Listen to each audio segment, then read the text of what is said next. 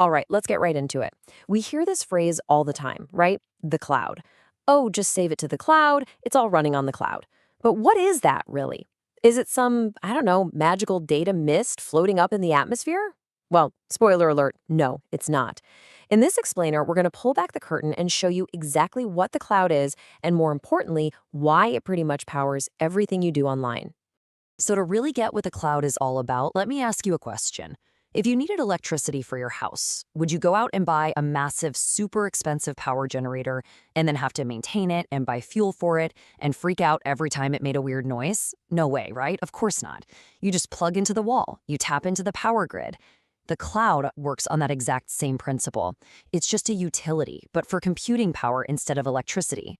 And this chart right here, it really shows you just how big a shift we're talking about. See, back in the old days, if a company wanted to launch a website or an app, they had to go buy these huge, expensive physical computers called servers. They'd have to find a place to put them, keep them cool, and manage the whole shebang. It was a massive upfront investment. The cloud completely flipped that model on its head. Now, instead of buying, you just rent. Instead of a huge bill at the beginning, you just pay for what you use as you go. This financial flexibility, honestly, it changed everything. So let's get an official definition on the books. The cloud isn't one single thing. It's a huge global network of very real, very physical buildings called data centers. I want you to picture warehouses the size of several football fields, just packed row after row with powerful computers humming away 24/7. They're all over the world, so when you use the cloud, all you're really doing is connecting to one of these data centers over the internet and renting a tiny slice of their incredible power. That's it. That's the cloud. Okay, so it's a network of data centers you can rent from. Big deal, right? Well, yeah, it is a huge deal. This model brings with it some absolutely game-changing benefits that have totally reshaped the entire technology world. It really all boils down to these 5 core advantages. We're talking about huge cost savings, incredible flexibility, the ability to work from literally anywhere, better reliability and security, and maybe most important of all, it frees up people to focus on creating new, amazing things. So let's zoom in on a few of the biggest ones. This pay-as-you-go idea, honestly, it's the real revolution here. Think of it like this.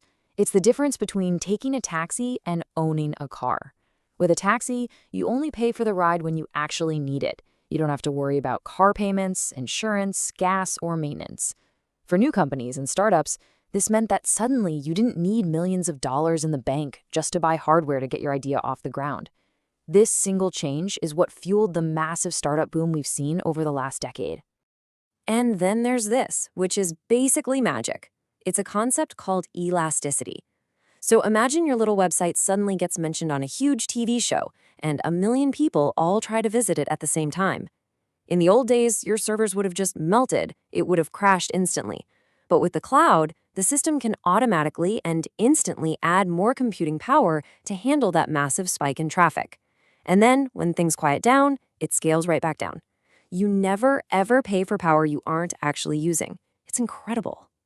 And of course, there's accessibility. Because you're getting to everything over the internet, your work and your data aren't stuck on one computer in one building anymore. Just think about how you use something like Gmail.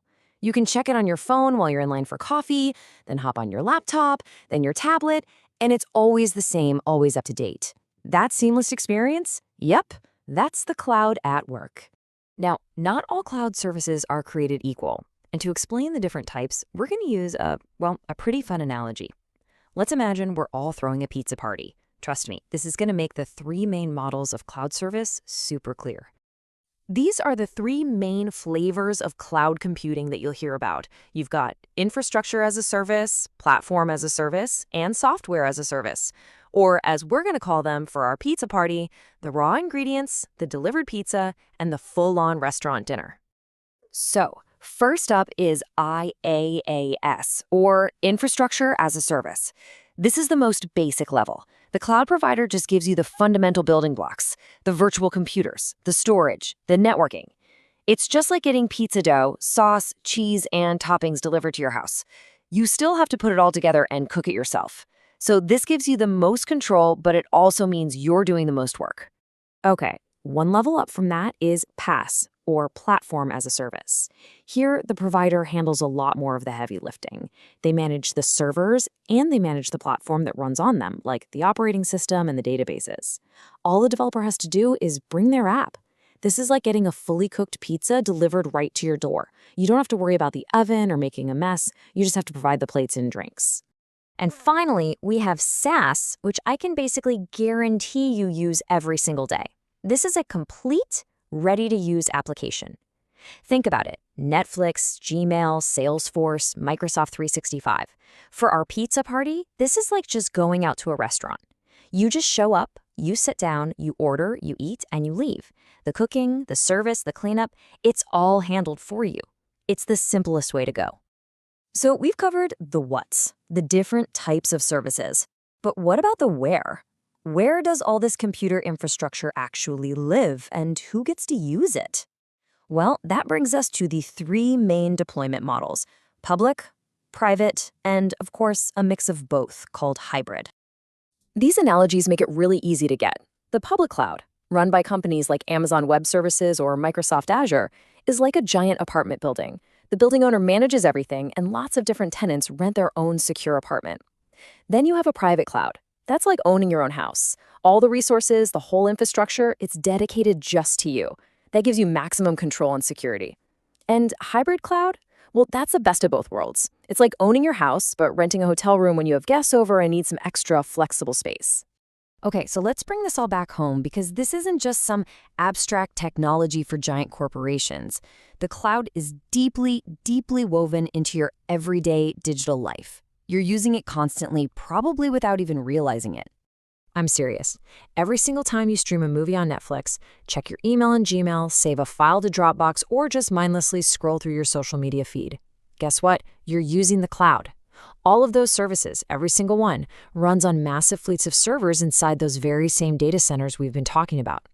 The cloud is the invisible foundation that makes our modern internet possible. And this right here, this really gets to the ultimate impact of it all. What the cloud really did was it leveled the playing field. For the first time ever, a tiny team of people working in a garage could access the same world-class, powerful computing resources as a giant, multi-billion-dollar corporation. It enabled a wave of innovation that simply wasn't possible before.